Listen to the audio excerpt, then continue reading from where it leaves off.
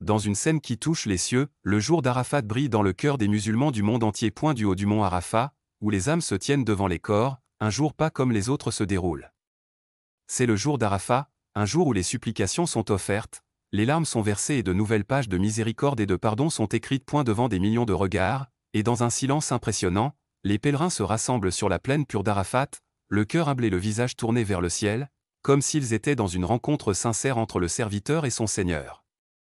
Un seul moment à Arafat pourrait changer le destin de toute une vie. Qu'est-ce qui rend cette journée spéciale? Le jour d'Arafat n'est pas seulement un jour du calendrier hégirien, mais c'est le plus grand jour du monde. C'est le jour où Dieu a parachevé la religion et a comblé de bienfaits les musulmans, comme le dit le Tout-Puissant dans sa parole. Aujourd'hui, j'ai parachevé pour vous votre religion, accompli sur vous mon bienfait et approuvé pour vous l'islam comme religion. Dans ce message, Dieu se vante auprès de ses anges des pèlerins se tenant sur Arafat, en disant « Regardez mes serviteurs.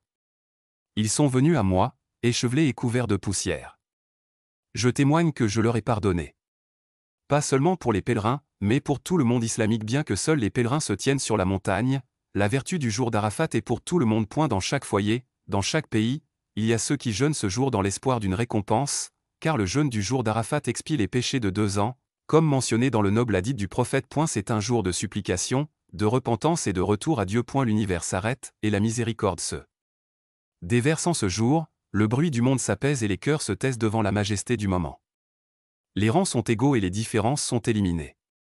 Aucune voix ne s'élève au-dessus des murmures de supplication, et aucun pas ne se précipite, sauf vers le pardon. D'Arafat jusqu'aux coins les plus reculés de la terre, les bénédictions s'étendent et le voile entre le serviteur et son Seigneur est levé. En conclusion, c'est un jour où s'écrit l'histoire de la foi de chaque musulman. Le jour où la terre embrasse le ciel, un jour où la miséricorde descend et où les portes de l'enfer sont fermées, le jour d'Arafat, où les cœurs recommencent.